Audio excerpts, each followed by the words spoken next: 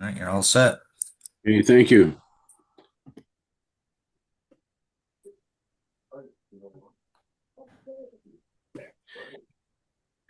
Okay, we officially opened the meeting at 6:02. Had a little You're trouble doing good. finding, but we're here.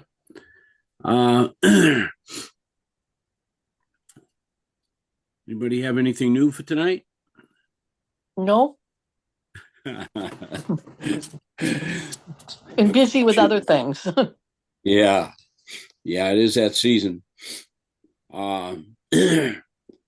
Well, just from the CPC, there is a grant request coming in from the fire department to restore the old hand pumper. I don't know if anybody's ever seen that. It used to be stored in the barn across the street, Murphy's barn behind the church. Where is it now? Uh, I think it's up at the new fire station. They want to put it on display up there, but they're looking for some grant money to send it off to a place in Pennsylvania to have it rebuilt. So I haven't heard the numbers yet, but I'm sure it's a substantial fee if they're shipping it all the way to Pennsylvania and bringing it back. They couldn't find anyone around here? No, it's easier to spend money than it is to save. So I suggested that they do it in-house, and they said, no, they don't have the expertise in-house that they used to. So because it had been restored in the, I think, the 1950s. So they've asked us to write a letter of support. I would like to know, I've asked them how much, and they say they're still gathering prices. Yeah. Does anybody know what a reasonable amount would be to restore that? I have no idea. No, I don't either. I think we're looking at $100,000. I think probably only cost $400 or $500 originally. Yeah, well. Back in the 18 whatever. So they want to put it on the Pleasant Street new fire station? Yes, they I guess they've got room up there to make it a centerpiece in the station. Oh, nice. Yeah. You say that facetiously. No, it's nice that we're saving something. I like the Yeah. idea, Yeah. but not really sending it to Pennsylvania. Yeah. I was talking with Renee in the office the other day, and she said the initial reports are that it needs a professional restoration. Well, I'd be happy if they just took their banners down from the front of the fire station. So, but I will get some more details on it. Okay. And There's get at back least you has with to be one person in this state that can do it. Yeah. Yeah, it does seem strange that they're sending it all the way to Pennsylvania, but all I got was a letter from the person on the in the union who's in charge of the project, a younger guy who I've never heard of before, but and he just said he's putting in a grant application for a historic preservation. Do they give that much money? The money that they took in this year, it was over $250,000. Okay. So there's still, in spite of the limited home sales that have been happening, they're still bringing in some serious cash. So, But that's a large chunk, and I'm sure there's other things too. and Not that I'm against it, but another, yeah. The other projects on historic preservation that are going forward, the windows at the Unitarian Church, they've done 4 of them. So if you're riding by there, they're real happy to say that they did not buy new windows. They were able to restore the old ones. So they saved all the old glass and put it all back in. Was that done in the And they're going to do state? that with the other side. Was That that was done restru- locally. Oh, okay. That's good. Yeah. Yeah. Um, let's see. The other project that they were talking about, well, of course, they're talking about the Styles and Hart Brickyard Park. Mhm. And Gina made a statement that something to the effect that the project had been signed off, and now they're trying to find out who signed it off because a considerable amount of money has not been spent, and the project isn't done yet. So they were going to look into that. Pat Driscoll brought that up because they have a seat on the CPC. Another grant project they're working on is, I think it comes under open space and recreation. They're looking at building a pavilion at the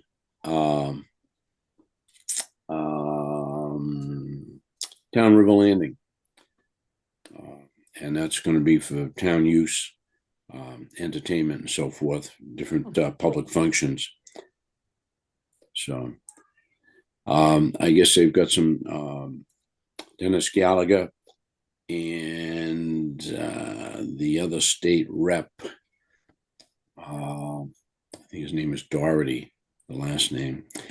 He was instrumental in securing some funds. I don't know if the funds have actually come into town yet.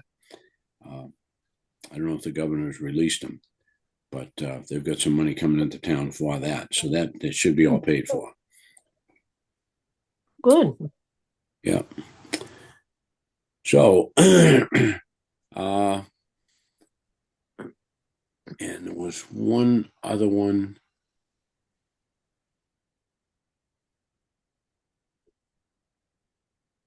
Did you freeze?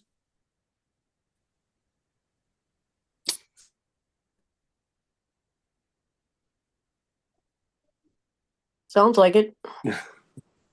But I don't remember exactly what the project is.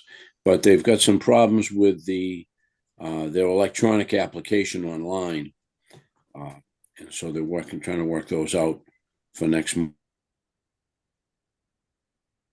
month, so they can accept his application. And I believe that comes under open space and recreation, and not under historic preservation. Oh. So that's about it for CPC. Does anybody have any other ideas about our orphan gravestone? It still bothers me, but I don't know where we should put it. Yeah. Well, right now the ground's frozen, so we don't have to worry about it. Yep. As soon as the ground thaws out, we really ought to find a place for it. But I don't know where else to go to look. Should we decide on a place tonight? Well, I think the best location we have is next to the gravestone with the similar name. It's the identical name up at the South Street Cemetery. I don't know where anywhere else where it would be appropriate. I think No, Janet has her hand up.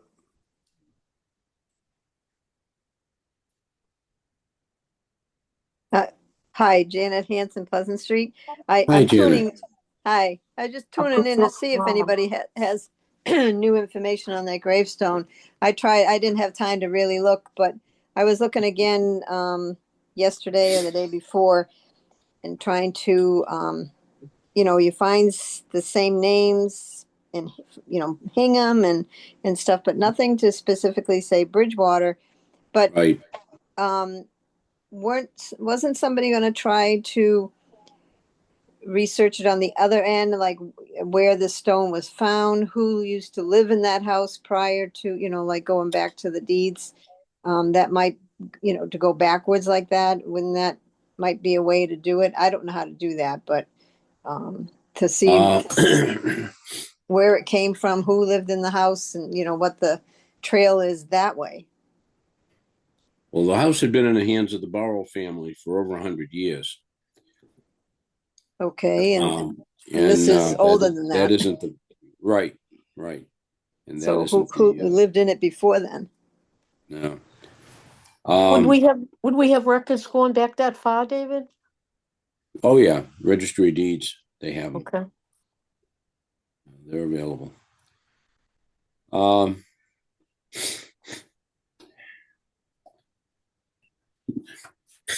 but they're not alphabetical. They're by map, by street name, and book and page, and everything.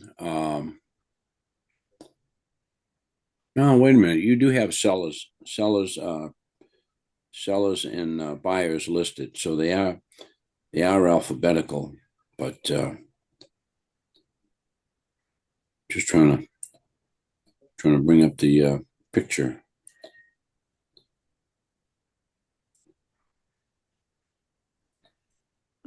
My question is, do we have the authorization to put a stone in that cemetery? We can get it if it's under town control. Okay, That's not a problem, but it should be recorded wherever we put it. It's got to be recorded in the town records. okay.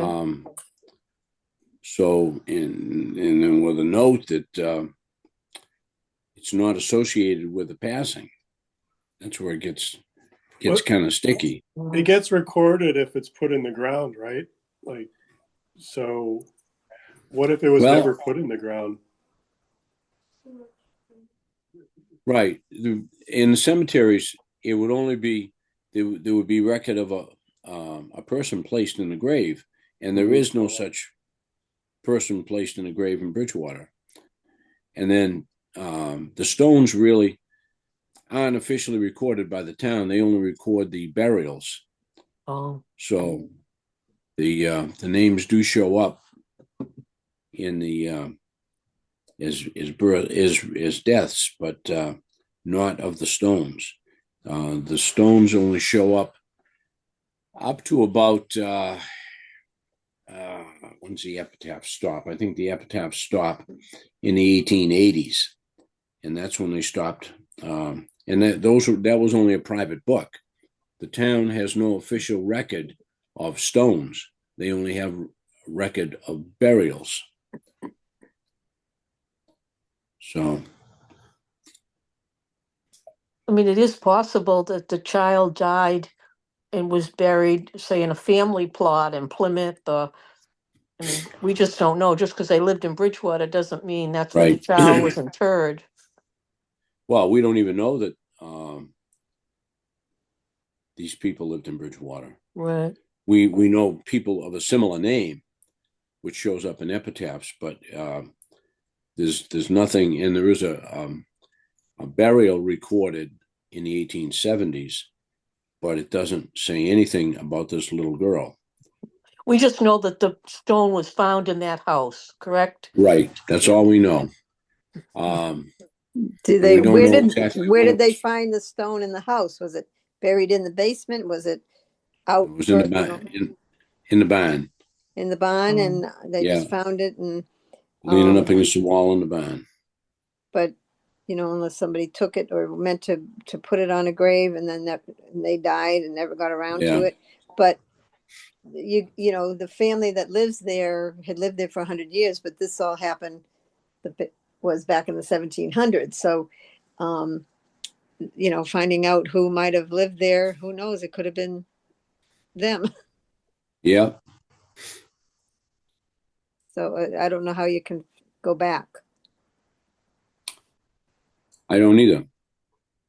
Other than the idea that you had possibly searching through the deeds. And that's something that can be done.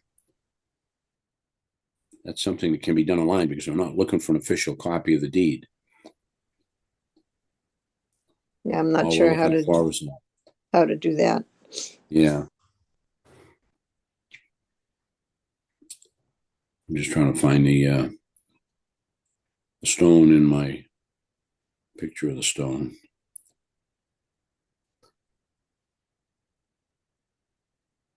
Well, it'd be a good winter project.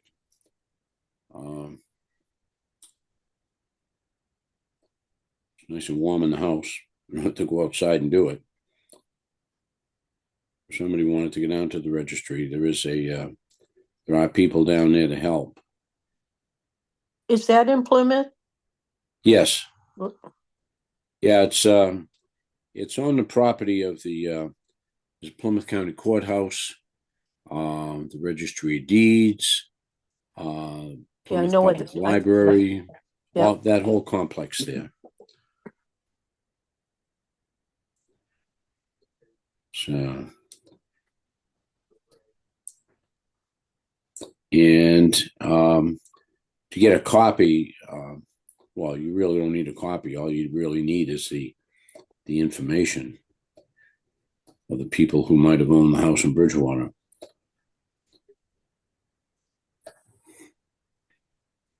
And I can't find it.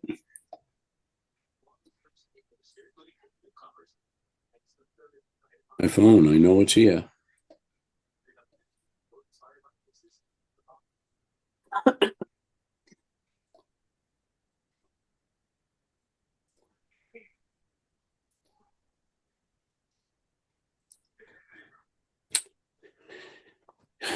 Well, I've been spending a lot of time in Plymouth lately, and I could easily go over there and peruse through the indexes.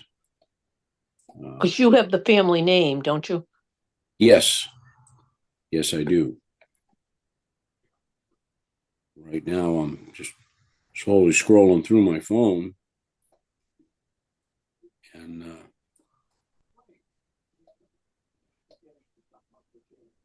can't find it.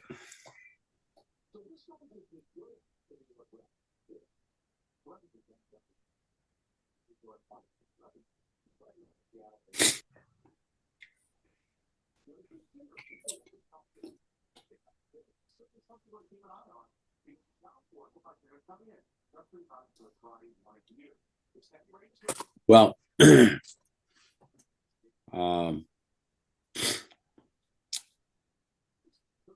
I think what I'm going to do is I'm going to give Bob Wood a call. I was thinking of him. Where is he when we Yeah. need him? Yeah. As far as I know, he's still alive and well, and he's there it is. Ripley, Miss Deborah Ripley. This is Stone.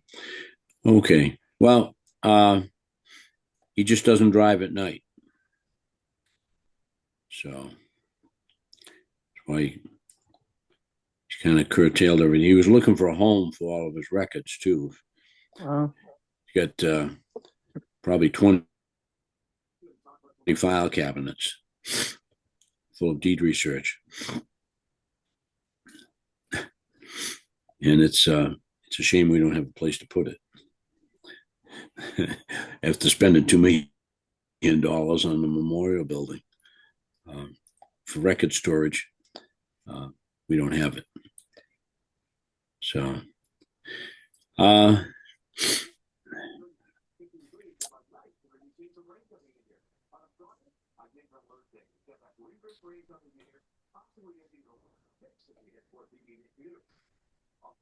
okay, so you can look up at the Registry of Deeds, you can look up a name as a seller, but you're going to be looking it up. All the people by the name of Quimby who sold property in Bridgewater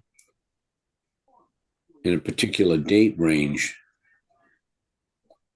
could be huge. But Was Quimby a prominent name in Bridgewater? not that I'm aware of. What about Ripley? Because Ripley might have sold it to Quimby. Yeah. They'll go, Yeah. Yeah. All you could do is take a look in the see what the search engine is on the Registry of Deeds. See what could be found that way. When are you thinking of going? Might want to join you. I don't know. What I would probably do first is because when you go to the registry of deeds, it's all on computer down there, and it's the same computer screen that you bring up in your home. So the only thing is down there, you can buy a certified copy, and we don't really need a certified copy. We can get just a screenshot of what we Yeah. find. Just looking for info. Yeah. And the registry doesn't list things by address?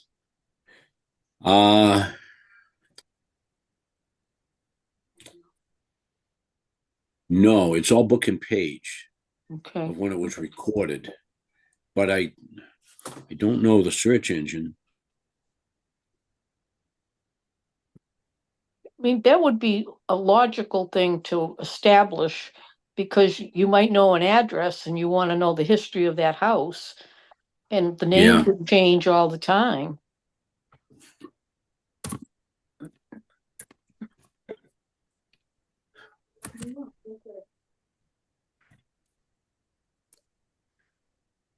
Okay, Plymouth County Registry of Deeds.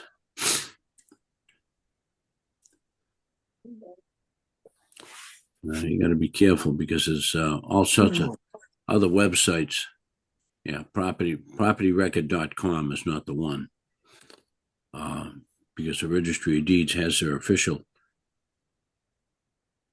It's propertyrecord.com. Registry of Deeds online. Search records. Okay. Well, just for example, click here to search our records. I don't know how quick once you figure this website out, it's pretty easy to do, but sometimes it takes a few minutes to figure it out.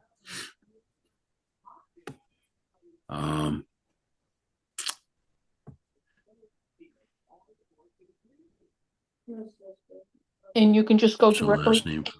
Okay. go directly into Mass Registry of Deeds. No, Plymouth County Oh, okay. Registry of Deeds. Okay, so business I just thought name. of something, David. Yes. Does the little girl's marker have like a brand from what company made it or who made No. it? No. No, it doesn't.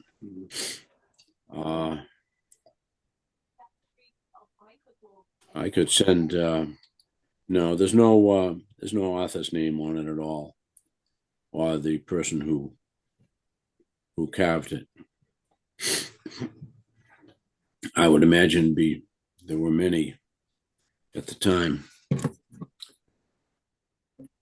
Yeah. I'm surprised it's not a hallmark on the back.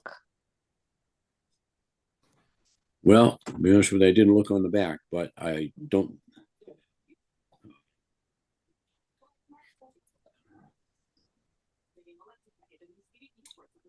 Yeah.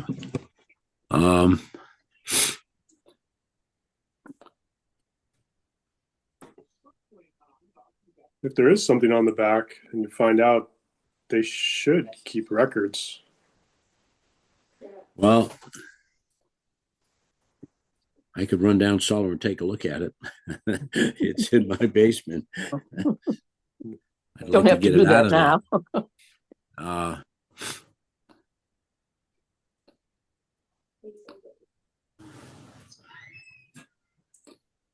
Well, just putting in the name Ripley as seller.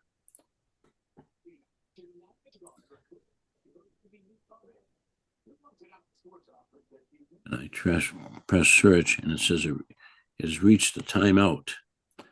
Configured a timeout period. Please narrow down your search by clicking. Yeah, see, it's too broad. Just putting in the name Ripley, it's too broad a search. Okay. And they don't like that. Okay, so. I- Okay, so. Sorry, Put I in had to, ten- sorry, it's Janet. I had to step away, but are you able to say what the address is or no? Like if I was to look at, I mean, are you allowed to publicly say what the address is or not?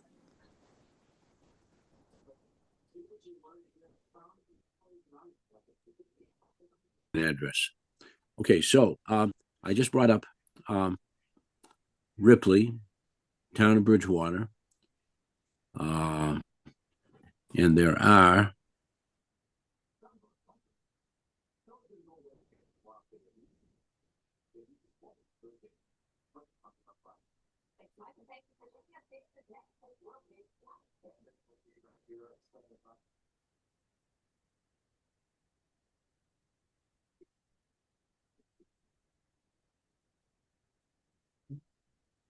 Been frozen a long time.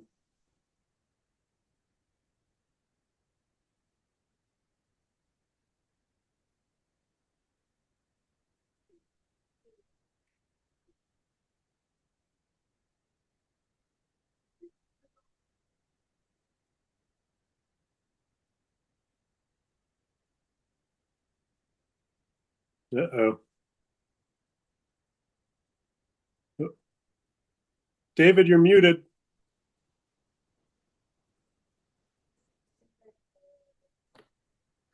okay. But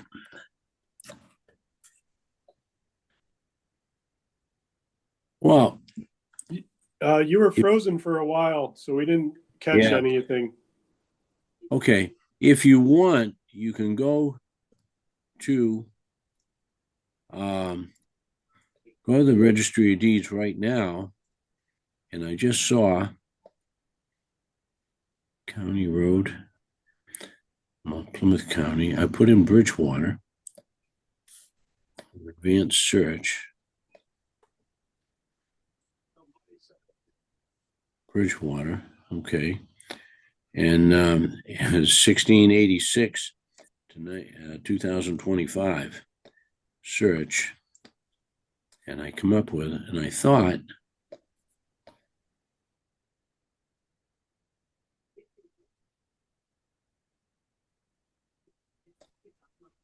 no, okay, so, and there was a mention, yes.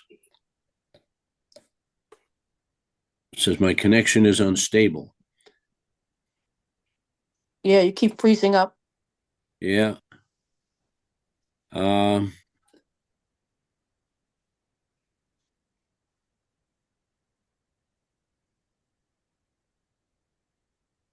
That's dated 1776.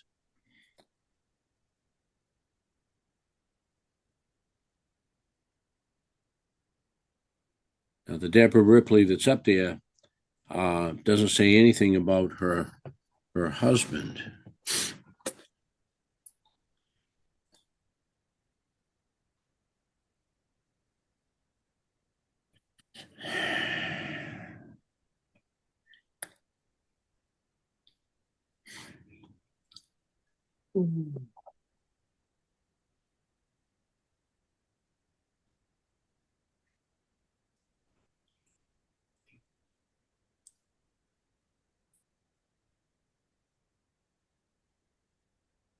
I had a picture of the stone.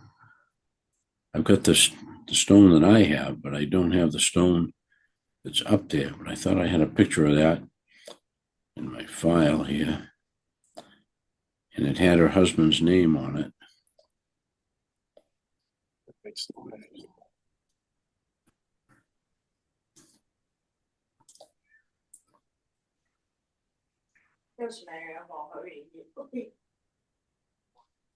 No.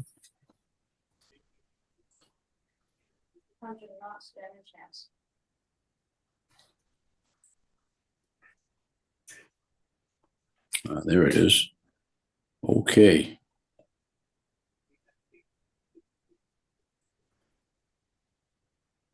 Yeah, here lies Deborah Ripley.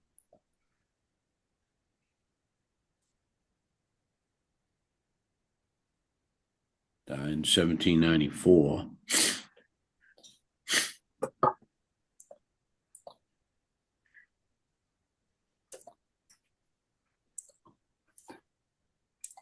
Deborah Ripley recorded the deed in 1776 in Bridgewater. At that address Um, where the stone was found? no, not where the stone was found. The stone was found on Summer Street, Okay. but Ripley and Shaw. I was just wondering if there was a picture of the deed.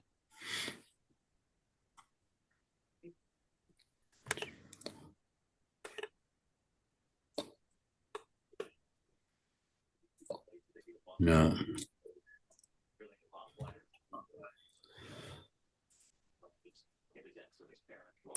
I'm unable to bring up the copy of the deed.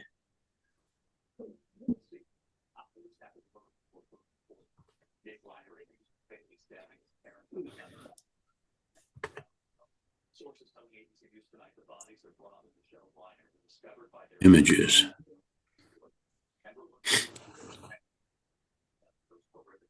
Brother. Okay, there's a copy of the deed, but the deed is all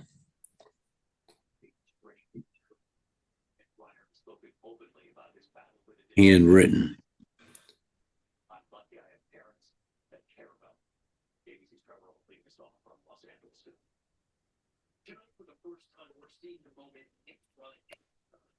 What property address was it listed? Trying to get the deed centered on my computer.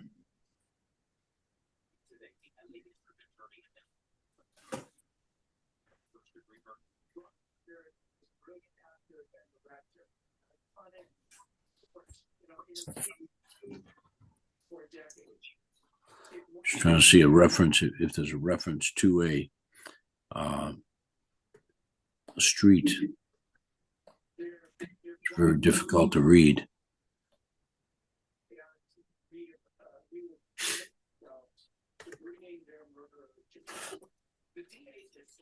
I might actually. No. I might actually put that on.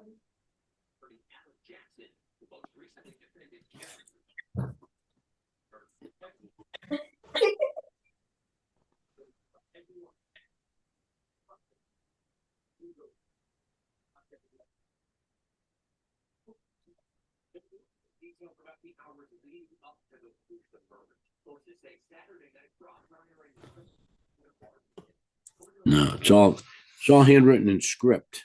And Mm. it's very difficult to read.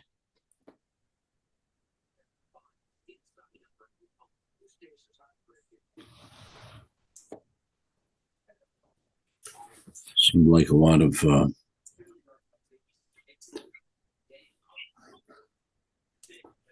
no, I'm not even going to attempt that.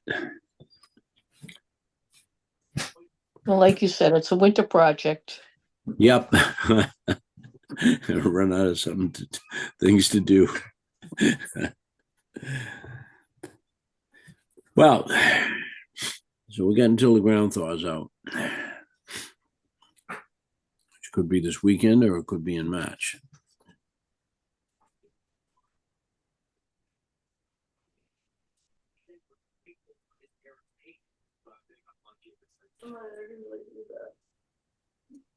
So, other than the gravestone, I'm aware of no other project of historic nature, demolition of buildings and so forth. Am I still online? Okay. Yep. We hear you. Oh, it just said it was my connection was unstable again. Yeah. Okay.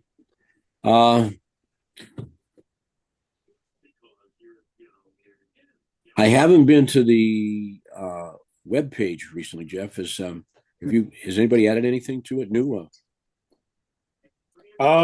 We were collecting followers pretty well for a few weeks. No, nothing, no comments. followers of posted on this gravesite issue?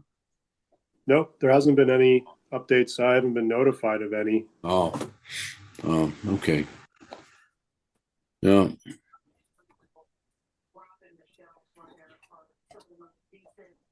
Oh, I did have another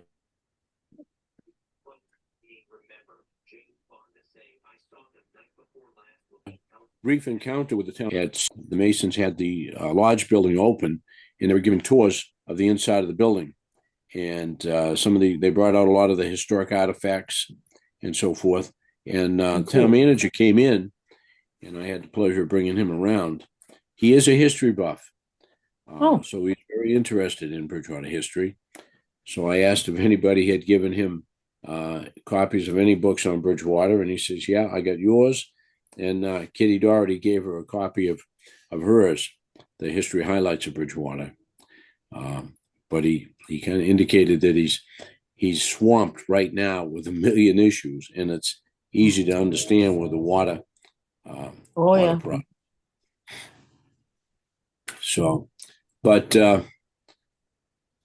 there will be another meeting coming up with him and townspeople, like he had just after he took the job. So keep your eye on the town website. If I hear about it, or when I hear about it, I will send it out to you if you want to come down and listen to him. And I do say listen to him because the meeting last time was about an hour and 15 minutes, and I think he spoke for an hour at least. But maybe we could bend his ear a little bit and get him to listen to some of our issues. So, Yeah, let me know. Yeah, it's coming up in the future. Do you find that this new town manager is a little more open to having meetings with the people? Yes. He's definitely open to meeting with people. He says that he is wants to try to solicit more input from department heads in how the town should be run. I did send him an email a couple of weeks ago, and he commented on that. He sent me a nice email back after he met me at the Masonic Lodge. He said he didn't want to get into things that Dutton had done. He wanted to move forward. Well, to move forward, you've got to undo some of the things that Dutton did. Some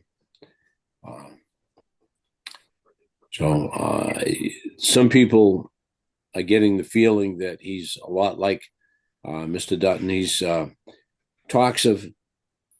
he talks good and he appears to listen, but so far nothing's coming out of it. But he has taken some action on the water issue, and that we have the water emergency. And what was the other thing I can't remember offhand, but so let's wait and see. Yep. I don't know what he's up against, but he seems to be very interested in listening to people. There is a survey out on the street right now of town employees, who's doing what and how effective are they in doing it.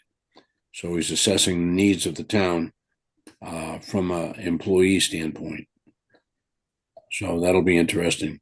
I might be preparing that for the budget season is coming up to see how that works out. So we had the minutes of our meeting copied and printed on the South Shore News website 2 meetings ago, but last month's meeting didn't get copied, and it was pretty accurate. So I've got to be careful what I say. is going on the internet. It could. I don't know why they did one meeting and they didn't do another. Maybe they weren't too excited in what they were hearing about the gravestone issue.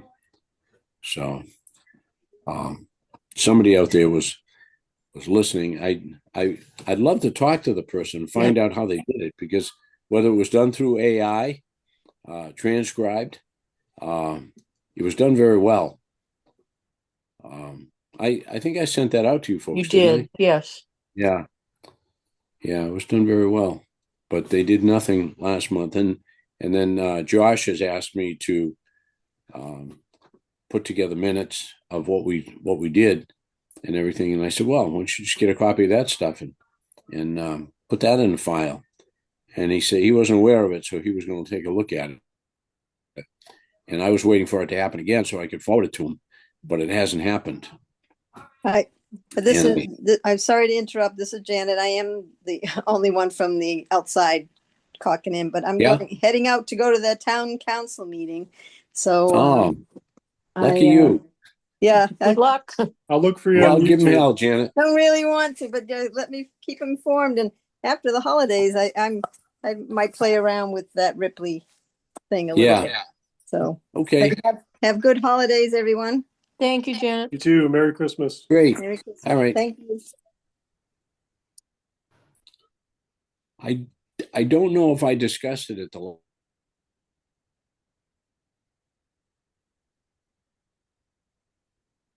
last meeting. I think it's anything of a historic nature.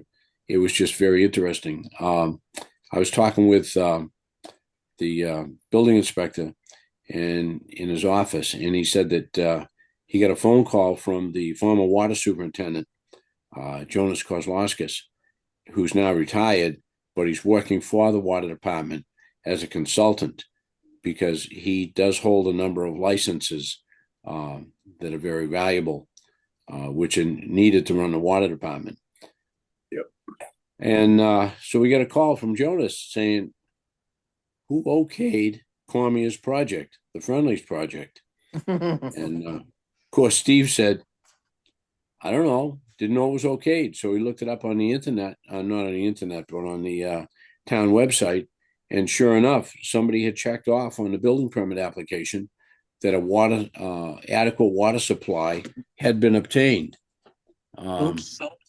So he immediately got back on the phone with Jonas and said, I don't know who okayed it. Nobody told me. It's just okayed. So he called the computer company who handles our software to find out who okayed it.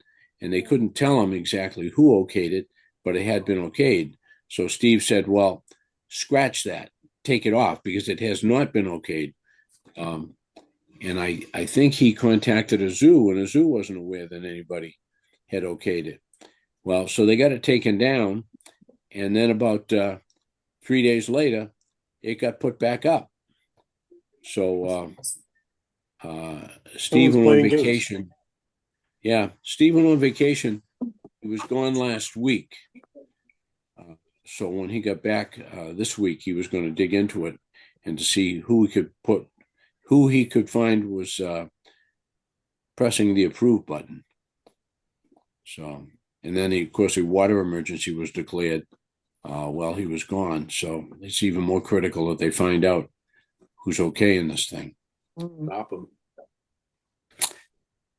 But I've heard unofficially that Middleborough, in spite of numerous resident protests, Middleborough has agreed to supply water through a 6-inch water main somewhere on, I don't know whether it's on Titicut Street or Bedford Street or Summer Street or wherever, but Middleborough has agreed. Now I don't know if this is in effect true or what the story is, but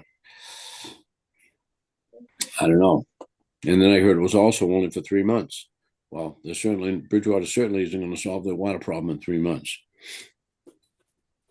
Maybe 3 years, they might have a chance of making a dent in it, but 3 months, no, it ain't going to happen. So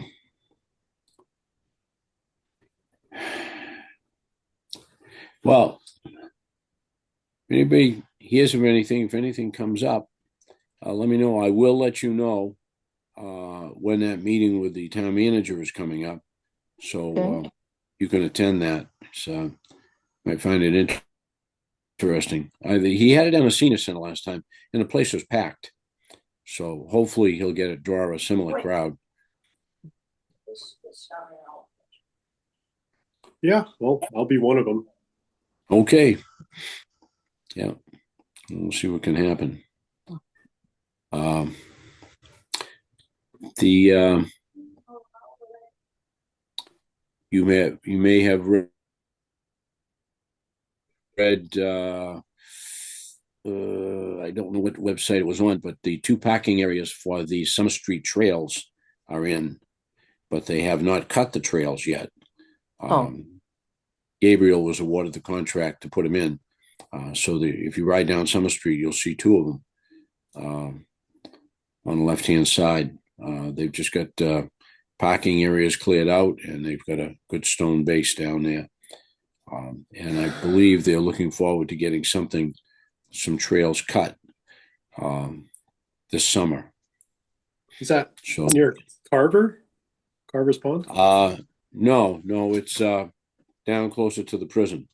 Okay. The field on the left-hand side of the road that runs all the way from the wood line right down to the river. On the left-hand side, if you take a ride down there, you'll see them.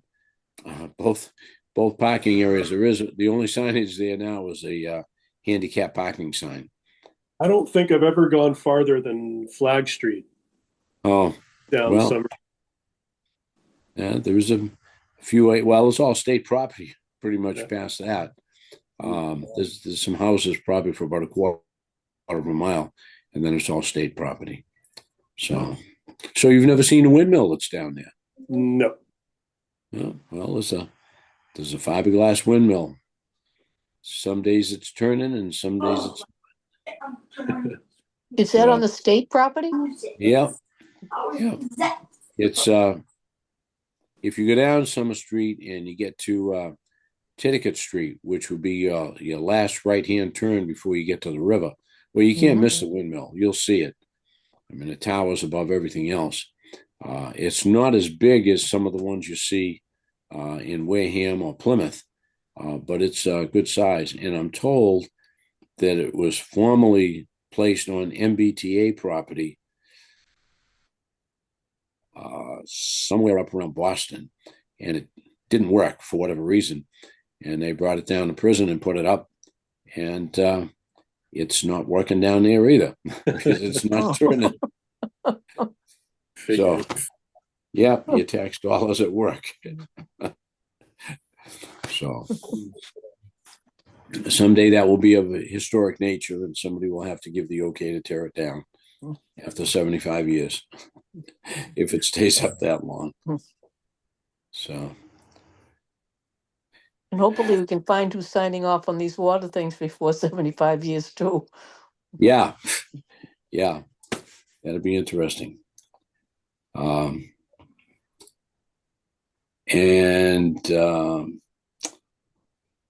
Yeah, it'd be interesting to hear how this new water superintendent is working out, because somebody told me that he is from Rhode Island.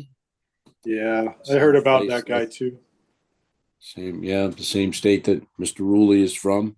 And he has some Rhode Island certifications that qualify him for the job, but those certifications are about to expire at the end of the year.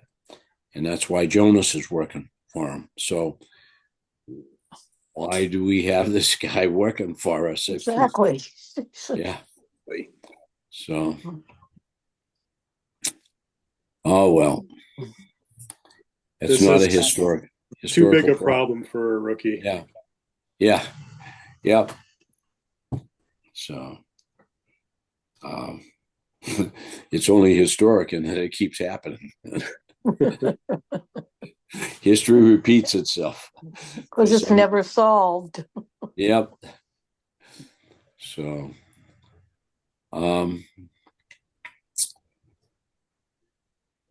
So I'm told there is one other water supply that I remember Alva Talavesia telling me about years ago, and that's up at the Nip, not too far from President Loretti's house. I'm surprised that hasn't been part of the discussion, but a number of years ago, I'm saying a real number of years ago, before I became involved in town government, so probably in the 1970s, the state was doing some drilling around, and the town got them to drill on a piece of town-owned property on the west side of the Nip. Now, how you would get to it, you'd go up through Rainham and go into Black Mallard Road, and there's only two houses in there, Mr. Loretti, and there's another gentleman who has a house in there, and then there's a gate on a dirt road, and you go through that gate, and it goes up to the west side of the pond. Is absolutely beautiful. You walk up that road, and you think you're in upstate Maine somewhere, out in the middle of the wilderness, because it's just natural, undisturbed property. And it was part of the Black Mallard Club, one of the hunting and recreational clubs established in Bridgewater around the turn of the century. But anyways, they did do some drilling, and Alva told me that they found an excellent source of water up there. But like all water up in that neighborhood, it was very high iron. So it would have to be treated. And then they got into a beef with Fish and Wildlife, because Fish and Wildlife was in the process of acquiring all of the vacant lots around the north side of the Nip. If you go on the assessor's map, you'll see there are many, many woodlots along the west side and the north side of the Nip. And the state wanted to pick them all up for a game preserve, and that's what's up there now. But when it came to, there was 2 or 3 lots that were still owned by the town of Bridgewater because they had been picked up for non-payment of taxes. And the town refused to transfer those pieces of property to the state. And somebody in Fish and Wildlife got very upset about it and was able to inform the town of Bridgewater that if they do decide that they want to take water out of that side, the only way they're going to get the water out is to put a pipe across the Nip. They would not be allowed to pipe it up through Rainham. So that property was never further developed. But supposedly that's an excellent source of water. So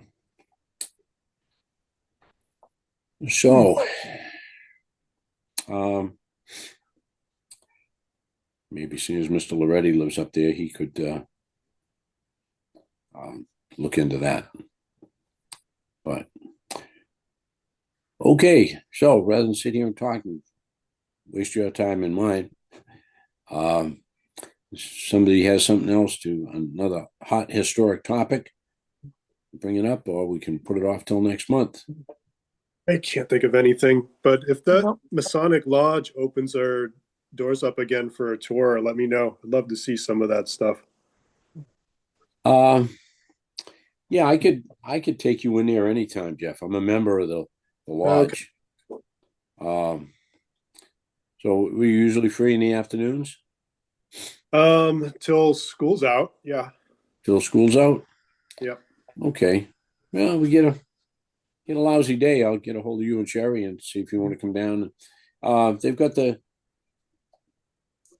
charter of the lodge, which was the high point of the tour, is kept in the bank vault. But we have a handmade copy of the charter, which was made in the 1880s, and it's been qualified by Grand Lodge for all legal purposes.